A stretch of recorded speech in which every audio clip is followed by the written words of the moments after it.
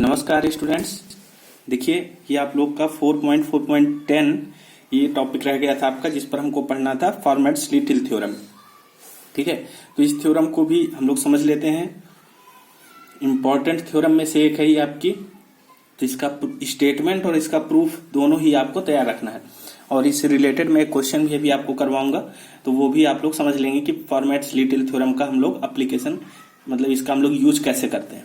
ठीक है, तो चलो देखो, फॉर्मेट-स्लिटिल थ्योरम कहती है कि इफ p इज प्राइम, यदि p क्या है आपका कोई एक प्राइम नंबर है और p डिवाइड नहीं कर रहा है c को, कोई दूसरा नंबर है c, तो p डिवाइड नहीं कर रहा है c को, देन क्या होगा, c की power p minus 1 is congruent to 1 mod p। ये हमको प्रूफ करना है। ठीक है, अब देखो p does not divide two c, इसका मतलब क्या है? इसका मतलब है कि यदि डिवाइड नहीं कर रहा है तो इसका मतलब क्या है कि p और c ये इनका दोनों का जीसीडी क्या होगा, 1 होगा। ठीक है, ये बात आपको पता होना चाहिए। इसका मतलब है कि इन दोनों का जीसीडी क्या होगा, 1 होगा। अब देखो इसका प्रूफ करते हैं। मैं बहुत ही सरल प्रूफ मैं आपको इसका बताऊंगा। देखो हम लोग जानते हैं कि जैसे हम लोग बाइनोमियल एक्सपेंशन करते हैं, है ना, या बाइनोमियल फार्मूला जिसे हम लोग बोलते हैं, तो यहां पर लिख सकते हो बाइनोमियल एक्सपेंशन। ठीक है, ये हम लोग जानते हैं। ये क्या होता है? ये होता है कि इससे दो नंबर हैं x प्लस वाई और इसकी पावर कुछ दी है n, तो हम लोग इसको कैसे एक्सपेंड करते हैं? इसको इस तरीके से nc0 x की पावर n और y की पावर 0। ठीक है, मतलब अब क्या होगा, nc1 और फिर x की पावर कितना, n माइनस 1, इसकी पावर डिक्रीज होती जाएगी और y की पावर क्या होती जाएगी, बढ़ती जाएगी। फिर इसी तरीके से nc2, तो x की पावर डिक्रीज होगी, n माइनस 2, और y की पावर इंक्रीज होगी। ठीक है, तो ये इस तरीके से हमने पढ़ रखा था इसको। तो ये हमारा यहाँ पर क्या आएगा, लास्ट में ncn, और x की पावर डिक्रीज होते होते कितनी हो जाएगी, 0, और जो y की पावर है इसकी पावर कितनी हो जाएगी, n हो जाएगी। ठीक है, ये हमने पढ़ रखा था। तो चलो इसी के आधार पर हम लोग यदि एक्सपेंशन करना चाहें, ये तो फार्मूला था। अब जैसे हम लोग एक्सपेंशन करना चाहें, वी हैव दो नंबर है हमारे पास, x1 प्लस x2, और इसकी पावर कितनी, इसकी पावर है मान लो p। ठीक है, तो ये क्या हो जाएगा, ये हो जाएगा pc0। ठीक है, फिर x1 की पावर p, इसकी पावर तो अभी 0 रहेगी तो इसको नहीं लिखते हैं, प्लस pc1 और x1 की पावर p माइनस 1, और अब x2 आ जाएगा, फिर pc2 x1 की पावर p माइनस 2, और फिर x2 की पावर 2 आ जाएगा। ठीक है, प्लस इसी तरीके से ये हमारा लास्ट में क्या आएगा, pcn। ठीक है, यदि हम लोग nवी टर्म इसकी खोलेंगे या pवी टर्म हम लोग मान लेते हैं, p मान लें, है ना, तो ये हो जाएगा हमारा pcp, और ये हो जाएगा x1 की पावर कितना, 0 हो जाएगा, और x2 की पावर कितना हो जाएगा, p। ये इस टाइप से खुल जाएगा। ठीक है, तो अब देखो यदि हम लोग इसको सॉल्व करें तो हम लोग सॉल्व कर सकते हैं बहुत आसानी से। यहाँ पर pc0 1 हो जाएगा, तो ये हो जाएगा x1 की पावर p, फिर यहाँ पर हो जाएगा हमारा pc1 और x1 की पावर p माइनस 1, और ये हो जाएगा x2, प्लस ये हो जाएगा pc2 x1 की पावर p माइनस 2 और x2 का स्क्वायर, प्लस ये आ जाएगा लास्ट में, ये 1 हो जाएगा, और किसी नंबर की पावर 0 मतलब 1, तो यहाँ पर लास्ट में बचेगा x2 की पावर p। ठीक है, तो देखो यहाँ पर आप देख रहे हो कि जितने भी नंबर आएंगे यहाँ pc1 pc2, तो सभी जगह पर आपको p मिलेगा, है ना। तो यहाँ पर क्या मिलेगा, p मल्टीप्लाइंग मिलेगा। तो ये सारे नंबर जो भी होंगे जिनमें p होगा, वो सभी नंबर p से क्या होंगे, डिविजिबल होंगे। यानी कि हम इसको लिख सकते हैं x1 की पावर p प्लस x2 की पावर p। ठीक है, ये पहला वाला नंबर, इसमें p नहीं है और इस पर p नहीं है।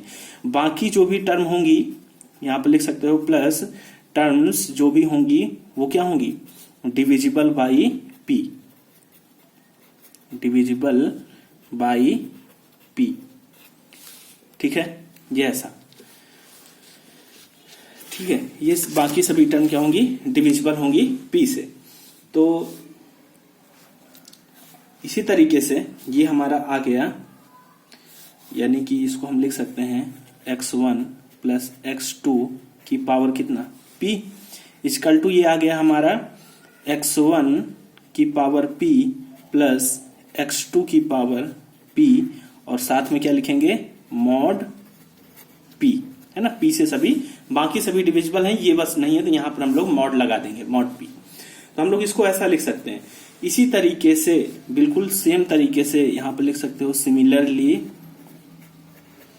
यदि हम लोग इसको ऐसा लिखें x1 plus x2 plus so on, यहां पर लिख दो xc, है ना, कितनी टर्म है, c टर्म्स हैं, तो ये हो गया की पावर p। तो इसको हम लोग क्या लिख सकते हैं, जब x1 और x2 था तो इसको लिख सकते हैं x1 की पावर p प्लस x2 की पावर p मॉड p, है ना। जब c है यहाँ पर कितने c टाइम्स हैं ये x, है ना, यानी कि ये मान लो कि x1 x2 कितनी है c टर्म्स, तो यहाँ पर ये आ जाएगा हमारा x1 की पावर p प्लस x2 की पावर p प्लस इसी तरीके से कहाँ तक, ये आ जाएगा xc की पावर p और साथ में आ जाएगा मॉड p, मॉड p। ठीक है, ये आ जाएगा। अब यदि हम लोग सभी को जो भी हमारे x1 x2 हैं, यदि हम लोग इसकी वैल्यू यहां पर रख देते हैं, putting x1 equal to x2 equal to xc, सारी जो भी हैं इसको यदि हम लोग सभी को 1 रख देते हैं, तो यहां पर क्या हो जाएगा, देखो ये हो जाएगा 1 प्लस 1 प्लस 1, है ना, xc भी 1 और इसकी पावर कितना p, और इसी तरीके से यहां पर भी हो जाएगा, यहाँ कांग्रुएंट कर दो सभी जगह पर, मॉड p लगा हुआ है, और ये हो जाएगा हमारा किसके, ये हो जाएगा 1, यहाँ पर 1 प्लस 1 प्लस 1 सभी जगह प्लस 1, है ना, यानी कि c टाइम्स, और यहाँ पर हमारा मॉड p है ही। ठीक है, तो ये c टाइम्स है, तो इसको हम क्या लिख सकते हैं, इसको हम लोग लिख सकते हैं c की पावर p, है ना, c टाइम्स 1 प्लस 1 प्लस 1, तो ये c हो जाएगा, और ये हो जाएगा यहाँ पर, ये भी c टाइम्स है, तो ये भी हो जाएगा हमारा c, और यहाँ पर आ जाएगा मॉड p। ठीक है, c से यदि हम डिवाइड कर दें तो ये क्या आ जाएगा, ये आ जाएगा c की पावर p माइनस 1, है ना, तो ये हो जाएगा हमारा c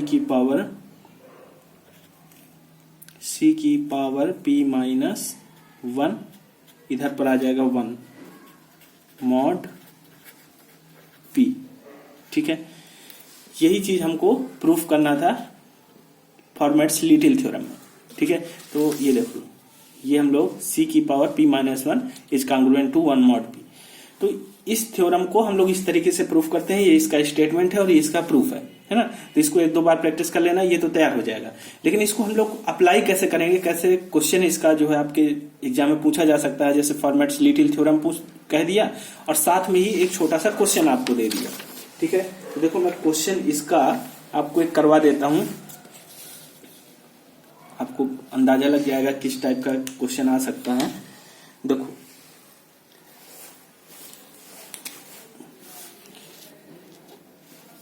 ये है हमारा क्वेश्चन,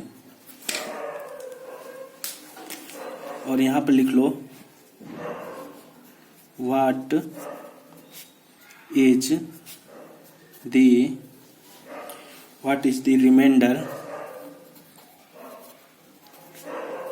रिमाइंडर व्हेन 7 की पावर कितना 10, 7 की पावर 10 डिवाइडेड बाई 11। ठीक है, जब हम 7 की पावर 10 को 11 से डिवाइड करेंगे तो रिमाइंडर क्या बचेगा। तो आप लोग देखो यहां पर जो यहां पर c है, c कितना है, ये 7 है। ठीक है, c की पावर p -1 था ना, तो C यहाँ पर हमारा 7 है और जो हमारा P है वो कितना है, वो 11 है। ठीक है, तो यहाँ पर हम लोग देख पा रहे हैं कि GCD ऑफ 7, 11 कितना है, 1 है ना। तो यहाँ पर हम लोग फॉर्मेट्स लिटिल थ्योरम यदि लगाएं तो हम इसको लिख सकते हैं 7 की पावर 11 -1। ठीक है, C की पावर P -1 करते हैं ना, तो वही हमने किया यहाँ पर। इज कांग्रुएंट टू कितना आएगा, 1 mod 11। ठीक है, तो ये हो जाएगा हमारा 7 की पावर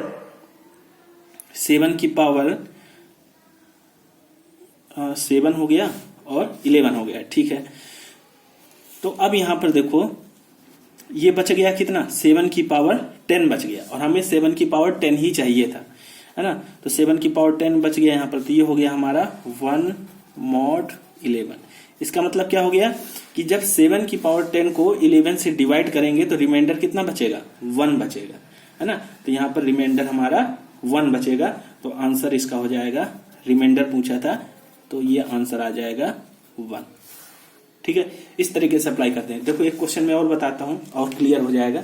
कुछ बहुत बड़ी बात नहीं है लेकिन अच्छी चीज है ये। ठीक है, इससे आप लोग क्वेश्चन को आसानी से कर सकते हो इस थ्योरम की मदद से। जैसे दूसरा क्वेश्चन हम लोग ले लेते हैं। जैसे ये हमने लिया, what is the remainder, what is the remainder, यहां पर लिख लो, व्हेन 7 की पावर 116, 7 की पावर 116 डिवाइडेड बाई 59।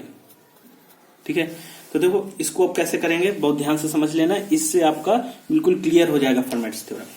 देखो यहां पर ए कितना है, ए तो ये है हमारा 7, ए कितना है 7 है, और पी कितना है, पी है हमारा 59, है ना। और आप लोग ये भी जान रहे हो, देख रहे हो यहां से कि GCD आप 7, 59 कितना होगा, 1।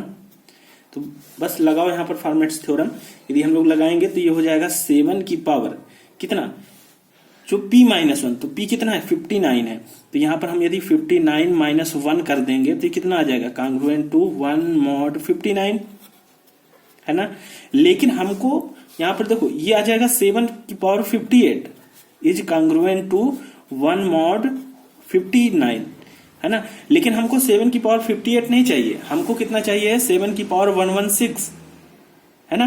तो अब हम लोग कैसे इसको करेंगे, तो देखो आप जानते हो कि यदि पावर में 2 का मल्टीप्लाई कर दें तो 116 आ जाएगा, है ना। तो हम लोग दोनों साइड क्या कर देते हैं, स्क्वायर कर देते हैं, तो ये हो जाएगा हमारा 7 की पावर 58 और इसकी पावर कितनी 2, और यहां पर ये हो जाएगा 1 का स्क्वायर, और ये तो mod 59 लगा ही रहेगा, हमें 59 से डिवाइड ही करना है। ठीक है, तो देखो यहां पर हो जाएगा 7 की power 116 is congruent to 1 mod 59। ठीक है, तो कितना रिमाइंडर बचा, 1, है ना, यहां पर भी 1। तो इस तरीके से हम लोग रिमाइंडर फाइंड कर लेते हैं। आई होप आप लोग को पता चल गया होगा। यहां पर देखो अब 7 की पावर 116 था, अब इसको यदि हम लोग पहले इसको निकालें फिर इसके बाद 59 से डिवाइड करें तो कितना बड़ा हो जाएगा। तो अब देखो हम लोग फॉर्मेट्स लिटिल थ्योरम के द्वारा हम लोग इसको इस तरीके से सॉल्व कर लेते हैं, रिमाइंडर फाइंड हो जाता है हमारा। ठीक है, तो आई होप आपको ये समझ में आ गया होगा, और यहीं तक आपके सिलेबस में दिया है फॉर्मेट्स लिटिल थ्योरम तक, तो वो मैंने आपका सिलेबस कंप्लीट करा दिया है। अब आप लोग इस चैप्टर को अच्छी तरीके से दोहराओ कई बार और चीजों को तैयार करो। Thank you.